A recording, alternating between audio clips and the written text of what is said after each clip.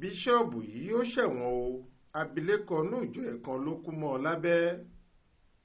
Ẹnu tí Biṣọọbu Timothy Otu tí í ṣe adarí ìjọ Agape Evangelical Ministry City of Miracles tó wà lágbègbè Obikabia Junction, Aba nípínlẹ̀ Abia yóò fi ṣàlàyé fáwọn ọmọ ìjọ rẹ̀ pé kí wọ́n má ṣàgbèrè mọ́ kò tí ì yé ẹnikẹ́ni. Ìdí ni pé ìyáálé ilé kan tó jẹ́ ọ̀kan nínú àwọn evangelist nínú ìjọ náà ni olùdásílẹ̀ ṣọ́ọ̀ṣì yìí gbé lọ Sotẹẹli, níbi tó sì ti ń ṣe tótó mẹ́lẹ́tò fún un nìyẹn ti dákẹ́ mọ́ lábẹ́. Gẹ́gẹ́ bí ẹnìkan tó ń jẹ́ Promise Uzoma Okoro ṣe sọ, abilékọ ọlọ́mọ márùn-ún ni evangelist Happiness Echesie tóun pẹ̀lú bíṣọ̀bù ìjọ wọn jọ ru ara wọn lọ sílé ìtura láti bára wọn lájọṣepọ̀ tó fi di bẹ́ẹ̀ dèrò ọ̀run. Lọ́jọ́ àbámẹ́ta sátidé ọjọ́ 12 oṣù kẹjọ ọdún yìí ni olóògbé àti bíṣọ̀bù Timothy jọ lọ gba yàrá sílé ìtura Jubilee Guest House tó wà ní Ovom Ogbohil láti lọ bára wọn lájọṣepọ̀, àfi bí obìnrin náà ṣe bẹ̀rẹ̀ sí pọ ọṣẹ lẹ́nu tó sì ṣe bẹ́ẹ̀ dágbére fáyé. Wọ́n ní bọ́rọ̀ ṣe yí bìrì ni Timothy ti fẹ́ sá lọ, níṣe ló tan àwọn òṣìṣẹ́ ilé ìtura tí wọ́n máa ń dá àwọn èèyàn lóhùn pé òun fẹ́ sáré lọ ra oúnjẹ. Àmọ́ máníjà òtẹ́ẹ̀lì náà tó ti fura pé nǹkan kan ń ṣẹlẹ̀ sáré pé tẹ̀sán ọlọ́pàá Eastern Gwa tó wà níjọba ìbílẹ̀ Obingwa ní nǹkan bíi aago kan òru mọ́júmọ́ ọjọ́ àìkú Sunday ọjọ́ 13 oṣù kẹjọ yìí.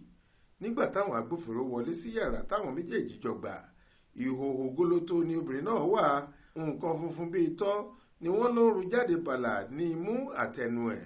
Gẹ́gẹ́ bí ohun táwọn agbófinró sọ, wọ́n ní nǹkan bíi aago 11 alẹ́ ọjọ́ sátidé lọ́rọ̀ náà ṣẹlẹ̀ nígbà tí bíṣọ̀bù tó gba òtẹ́ẹ̀lì náà sá jáde pé òun fẹ́ lọ ra oúnjẹ nírú àkókò ọ̀hún láì mú àlejò rẹ̀ dání.